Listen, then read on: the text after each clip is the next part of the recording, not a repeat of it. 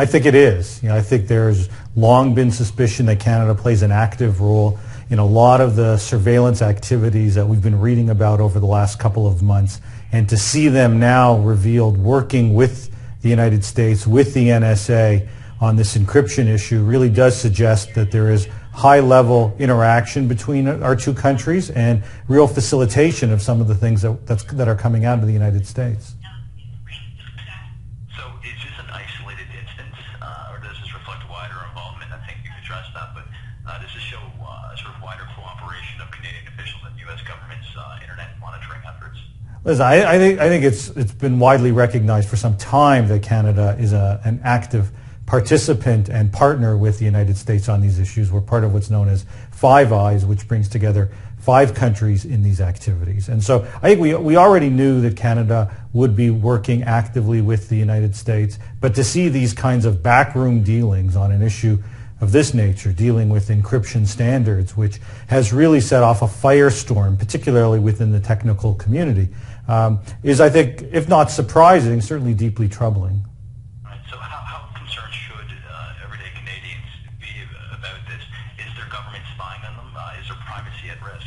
Well, the answer, I think, is yes, although not exclusively because of this story. And so I don't think there's any doubt that the kind of privacy that some may have taken for granted when it comes to the internet simply isn't there.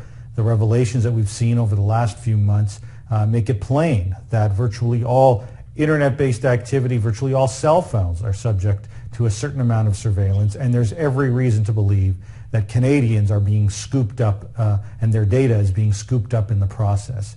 On this particular issue, our government or our agencies have played a role in facilitating the creation of what's known as a backdoor for many of the encryption products that are out on the market today. So the kinds of things that are relied upon by banks, by other internet sites, e-commerce sites to ensure that transmissions are secure may not be as secure as many people have been led to believe. And in part it is because of this backdoor, and Canada played apparently a significant role in facilitating this. So is there any recourse for Canadians, or is this a situation where we have to accept that government surveillance of this nature is going to persist? Well, certainly there is going to be a fair amount. There's surveillance. It does feel like is here to stay. I don't think that's the question, though. The question is what kind of oversight is involved? What role does our own government play? What limitations and privacy concerns can be brought to bear as part of the broader surveillance activities that it seems are so widespread. And what we need as a starting point in Canada is at least greater transparency about what our government is involved with and a real, I think, national debate on where it is appropriate to draw the line between legitimate surveillance that I think most would agree is necessary to ensure that we're secure and at the same time appropriate levels of both oversight and privacy. Can those new efforts, if they come to pass in transparency, be trusted? Well, there has been an enormous lack of trust built up based on these most recent revelations. And in fact, on the encryption issue, I think the harm, certainly to the trust people have in U.S. technology companies, is going to be immense.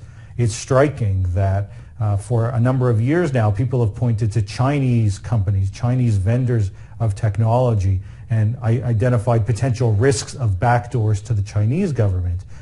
It would appear that there was a real case of glass houses here, because while they were throwing stones at other governments like the Chinese, the U.S. government and U.S. agencies apparently were engaged in precisely the same kinds of activities.